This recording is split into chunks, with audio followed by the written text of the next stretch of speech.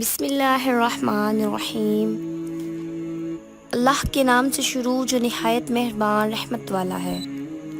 السلام علیکم ورحمۃ اللہ وبرکاتہ۔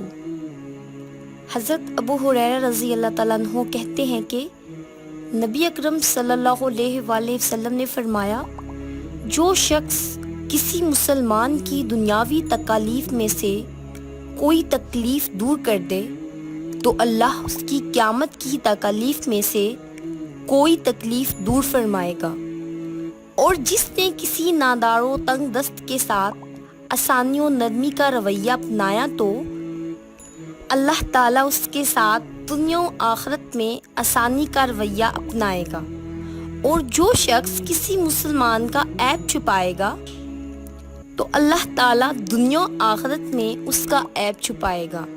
اللہ تعالیٰ اپنے بندے کی مدد میں رہتا ہے جب تک کہ بندہ اپنے بھائی کی مدد میں رہتا ہے۔ جزاک اللہ خیرا۔ Subscribe for more videos.